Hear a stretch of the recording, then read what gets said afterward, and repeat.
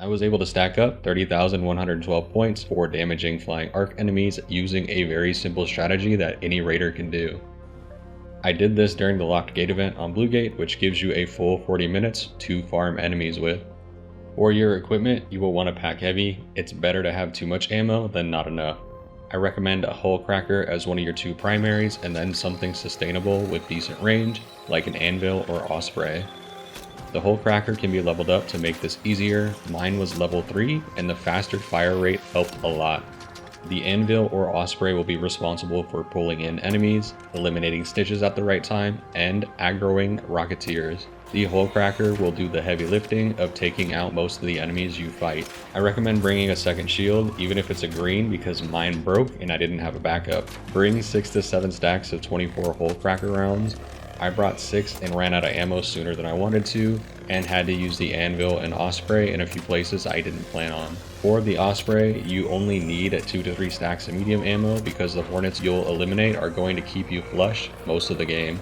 If you bring a heavy weapon like the anvil, 6 stacks of 40 shots should be enough. You just don't want to run out, as you won't be able to get any back during this process. You can scavenge some off Rocketeers, but it will be at best a trade for the shots you used to take it down. This challenge is great because every type of flying enemy counts, so you don't have to do a ton of strategizing to min-max your score. Just eliminate everything that flies and your score will climb up quickly. Rocketeers will provide you with the most points out of all the flyers, but they also take up the most amount of time for you to eliminate, unless you bring wolf packs with you. But the secret way to really spark your score is snitches. You get 250 points for eliminating a snitch, but if you wait to do that until after it calls in reinforcements, you get the snitch, 2 wasps, and a hornet, which will get you closer to 1,000 points. Loot the snitch, pick up the snitch scanner, and throw it to call in 2 more wasps to bring the grand total to around 1,300. There is no shortage of snitches on this map. Scoring points in this challenge is unique because all the flyers have a way to self-destruct when they fall to the ground. The problem is, when they self-destruct on the ground, you actually lose out on potential trial score. That's why I recommend the Hullcracker. It is arguably the best option for ensuring most flying enemies explode while they're still flying. Hullcracker is also available to every player. You can buy one from Tian once per day, and if you've progressed her quest line far enough, she gives you the Hullcracker blueprint and launcher ammo to craft. Let's talk about scoring because every flyer gives you a different actual score.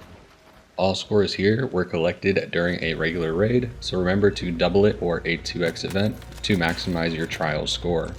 Each enemy will provide you with a different amount of score, and some of them it matters the way that you eliminate them.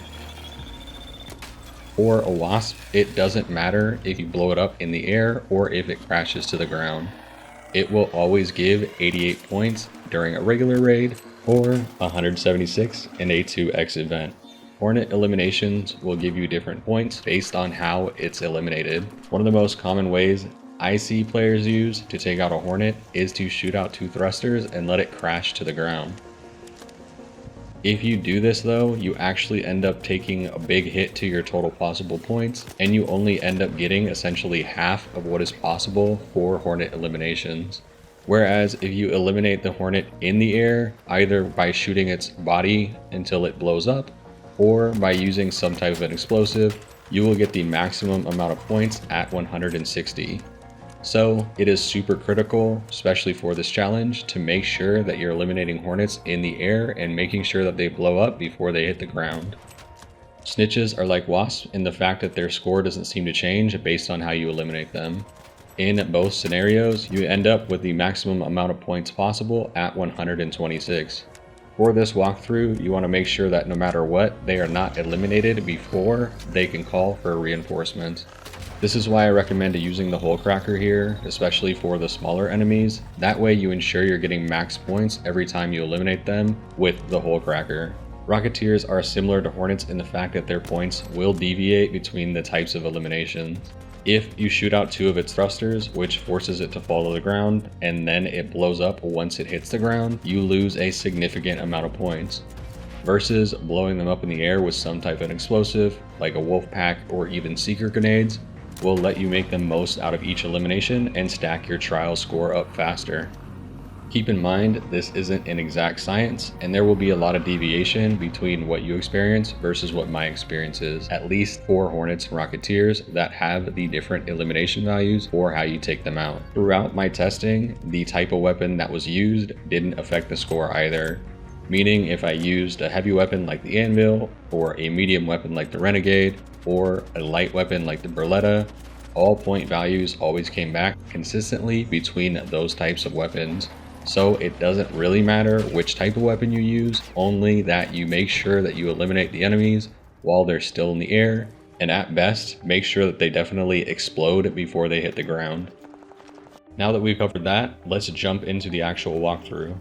If you watched my Hornets video last week, this one will feel very familiar. Once you spawn in, head for the Overlook Airshaft. Ideally, you want this extraction disabled on spawn, but it's not the end of the world if it isn't.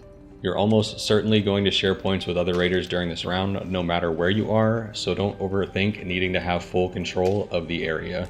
If you plan to farm Rocketeers during this, the start of the round is a good time to aggro them.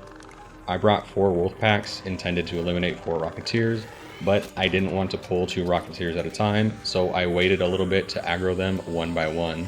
Once you're at the Overlook Airshaft, you'll be here for the rest of the match. I recommend checking where the final extraction is and marking it now so you can remember when time winds down.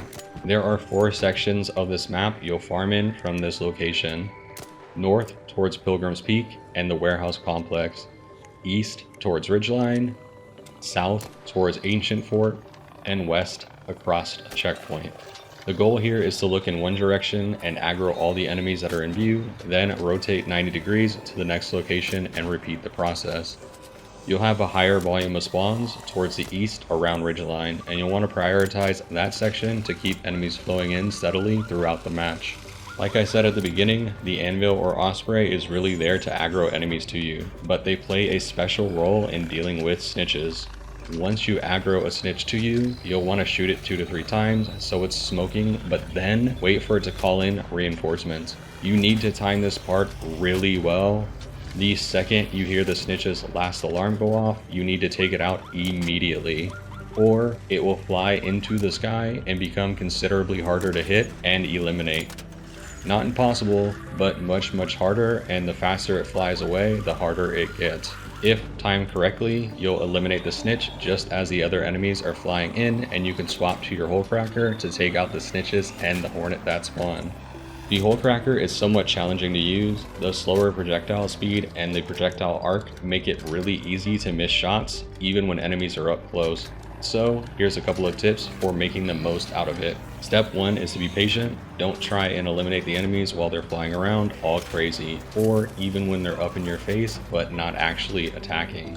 The moment you try and fire, they will move out of the way and you'll waste a shot. Wait until the enemy settles right before they're about to attack before you fire it. This will conserve ammo for the whole round and maximize your efficiency with each shot. The second tip I discovered during this game, but stop ADSing with it. Fire it from the hip and it feels immensely better.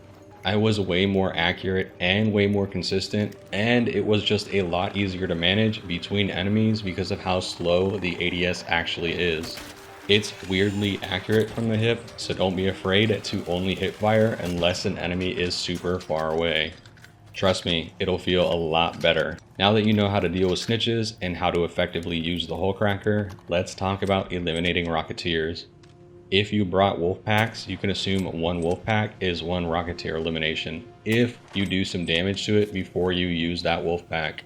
Rocketeers have this really weird behavior where the further away you aggro them from, the longer they'll just sit there in the sky taking shots from you for free. Use this window of time to just hit one of the front thrusters repeatedly until it breaks off. Once it breaks off, all you need to do is wait for the Rocketeer to get into range and hit it with the wolf pack.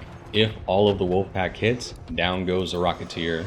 If your wolf pack strays and eliminates some random enemies at the same time, you'll have to do more damage to it before it explodes. And now for the last step in the walkthrough, let's cover the areas you're focusing on for eliminating the enemies in. Remember, all you do here is look in one direction, eliminate everything that flies, then look in another direction.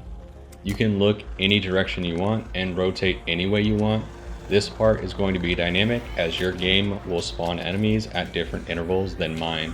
To the north, you want to farm the 2 snitches that can spawn, one closer to the airshaft you're at and one further up by Pilgrim's Peak. Then you want to also farm the groups of wasps and hornets that patrol the warehouse complex. They usually spawn off to the east near ridgeline and fly into that space. So if you can sweep them up before they get there, that's even better. The east side is the area where you'll have the most frequent spawns, and generally they'll be very close to you.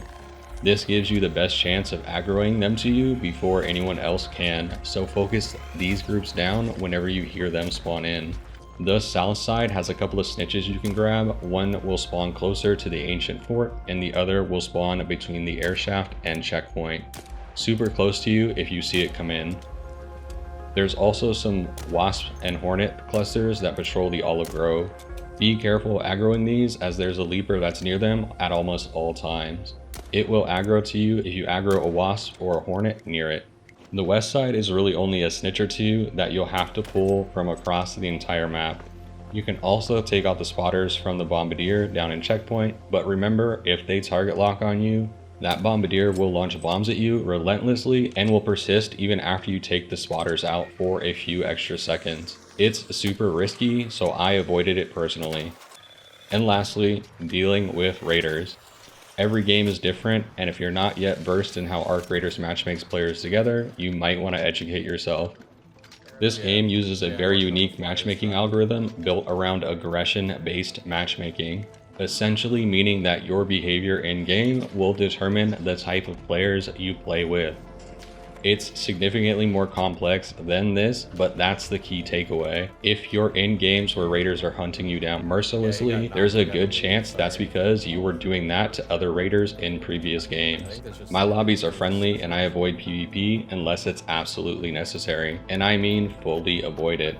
Just look at this raider who tried to take me out. I just full sprinted towards the leaper I heard earlier, healed up, and then kept running away, knowing they couldn't follow or shoot me without also aggroing that leaper. I do that because I focus on trials so much. I don't want to have to deal with raiders too while I'm trying to set these high scores. I love PvP, but only in games where everyone is out for the same blood and it's an even playing field. Shooting a player in the back as they're fighting 2 hornets is just not for me. Anyway, you will absolutely deal with raiders during this. I had more than a few raiders come by and sap some score, but they were mostly just trying to extract and were there to help out.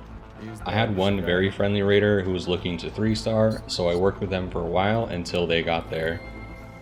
So buddy, how you doing? How many do you have to kill for 3 stars? It depends on the enemy that you're killing. It's any flying and unarmed. Yeah, they just all give different points for eliminations. Gotcha. Then I tried to get them to leave, but they were not picking up on my social cues, and I couldn't bring myself to just outright ask them to leave. Yeah, if you're just going for 3 stars, I'm chill, but I am trying for like a high score, so I do want to try and get the points or as much points as possible. Yeah, I actually got, I think that last week I D-ranked because I fucking just didn't do enough. They were too genuine about wanting to farm the leaderboard, so I played with them for a while, even though I lost score doing it. I may have accidentally led them to their demise when I aggroed a Rocketeer over and it ended up taking them out. I did help that raider get out safely, called the extract for him, healed them up once, and sent them on their way. Some other raiders were also great in their timing, helping to bring down the Rocketeer so everyone could get out safely. All that said, it'll be hard to farm this map and this challenge alone for 40 full minutes. So try not to lose confidence in what your score can be if raiders come by and want to join you. There is more than enough to go around, so just focus on the enemies you can take out. And if that raider runs up to where you've been farming to join you, maybe take out their enemies too. You know, to help them stay alive. I don't recommend taking out a raider's enemies that's farming across the map from you. That's how you turn a PvE raider into a PvP raider. Next thing you know, you got 4 trigger nades flying at your face, and that never ends well. That's going to be it for me today, y'all. Thanks for watching.